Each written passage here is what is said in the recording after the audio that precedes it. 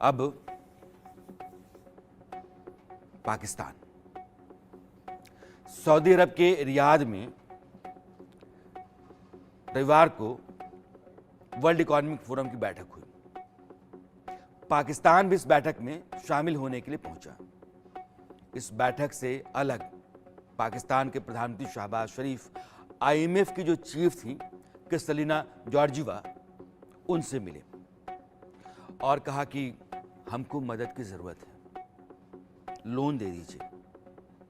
ये जो तस्वीर आप देख रहे हैं ये उसी बैठक की है जब शहबाज शरीफ ने आईएमएफ प्रमुख क्रिस्टलिना जॉर्जिवा के आगे पाकिस्तान के आर्थिक हालात का रोना रोया और नए कर्ज के लिए भीख मांगी। ये मुलाकात रविवार को हुई और 2 दिन बाद ही मंगलवार को शहबाज शरीफ की मुराद पूरी हो गई।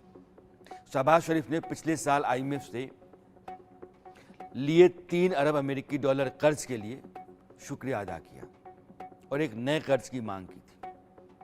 देश को चलाने, अर्थव्यवस्था को पटरी पर लाने की मजबूरी गिनाई, जिसके बाद आईएमएफ ने पाकिस्तान को नए कर्ज की मंजूरी दे दी। आईएमएफ ने पाकिस्तान को राहत पैकेज देने को मंजूरी दी।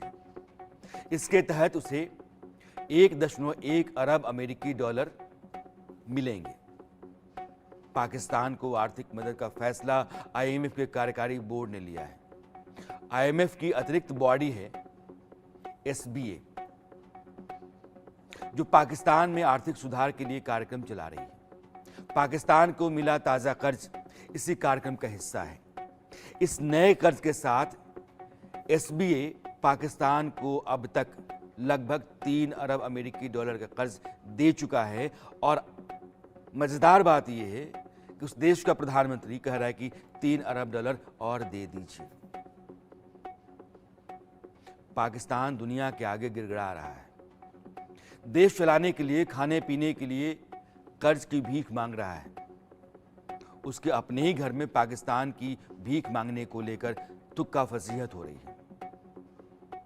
वहां की जो संसद है, जिसको हम नेशनल असेंबली कहते हैं, वहां एक सांसद है फजलुर रहमान, बड़े नेता हैं जो गठबंधन सरकार में है, उस गठबंधन के अगुवा हैं और उन्होंने अपनी ही शहबाज सरकार पर हमला बोला।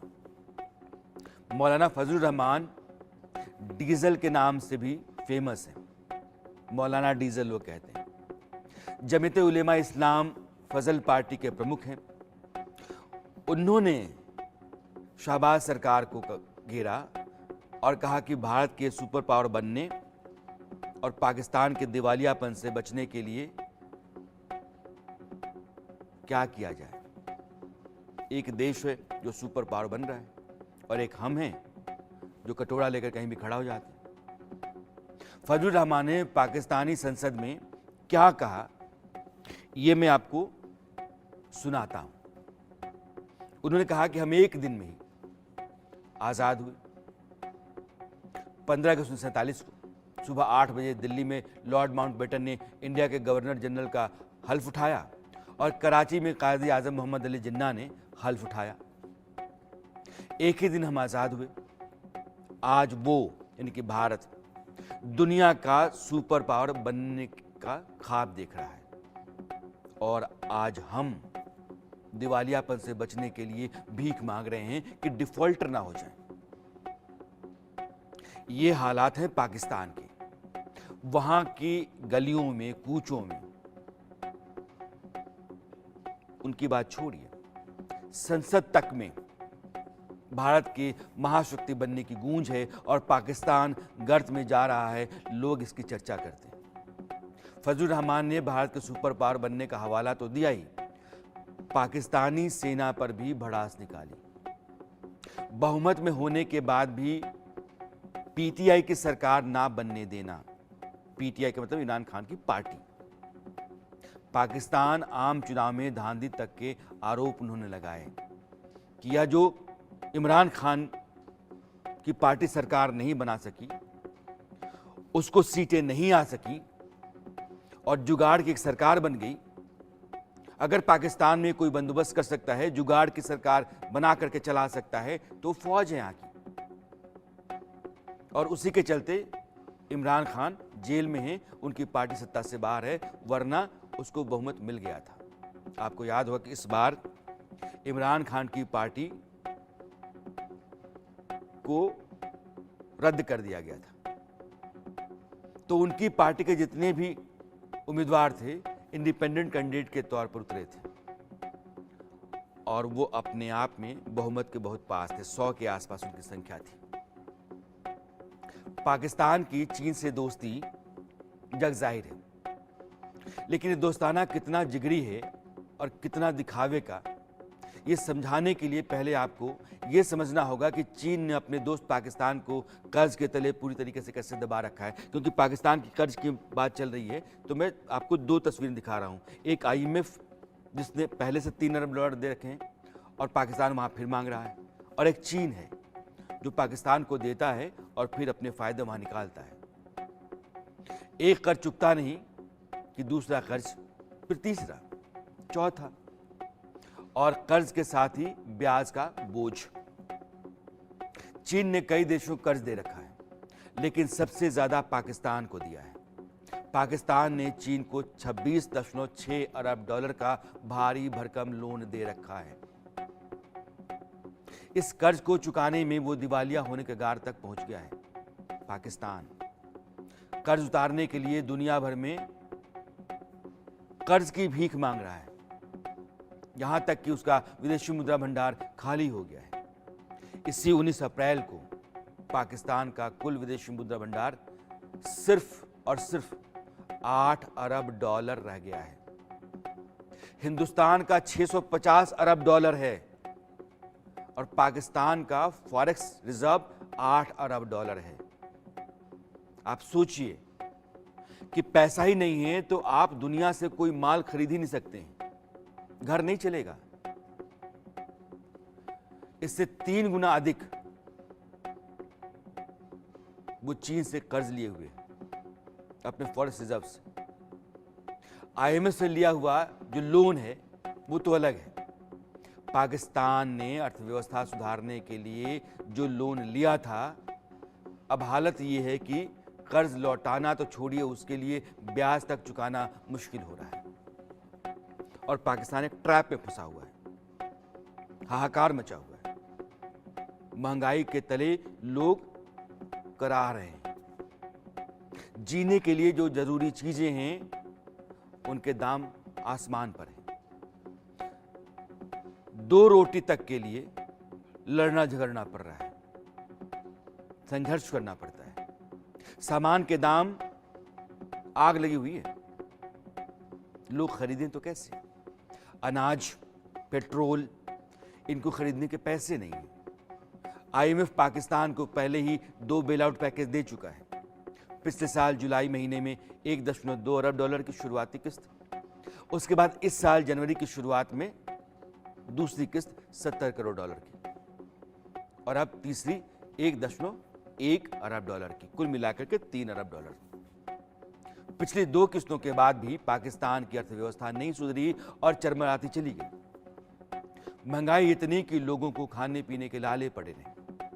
दूध की कीमत 213 रुपए प्रति लीटर, अंडा पूछिए मत, 1 दर्जन अंडे की कीमत 400 रुपए। आप जोड़ लीजिए कि एक अंडा कितने का आता है। अब ऐसे में चिकन की उम्मीद तो बेमानी है। 615 रुपए में 1 किलो चिकन मिलता है। प्याज 250 रुपए किलो, चावल 328 रुपए किलो। अगर 4 लोगों का परिवार भी है और उसको 1 किलो की जरूरत है, मैंने मान लिया कि आधे किलो में पेट भरता है, तब भी 170 रुपए या 150-70 रुपए के आसपास उसको चाहिए सिर्फ चावल के लिए। अगर 1000 रुपए रोज परिवार कमाएगा 5 लोगों का, तो पेट पलेगा।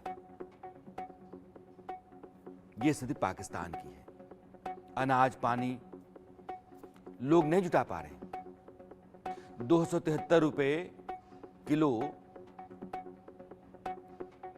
वो चीजें हैं जो जरूरी हैं, तो सेब कहां से कोई खरीदेगा? टमाटर के दाम 200 रुपए, 200 रुपए में 1 किलो टमाटर मिल रहा है।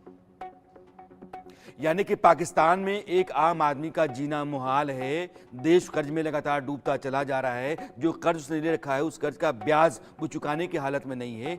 और 8 अरब डॉलर जिसके पास फॉरेक्स रिजर्व है, वो देश कैसे चलेगा? इसलिए पाकिस्तान में हाहाकार है। मुल्क की सेहत खराब, इंसान की सेहत खराब,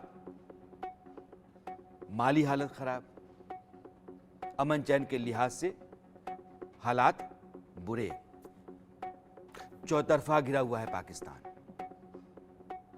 और ऐसे मुल्क की पैदाइश उस रोज हुई जिस रोज हिंदुस्तान खड़ा हुआ।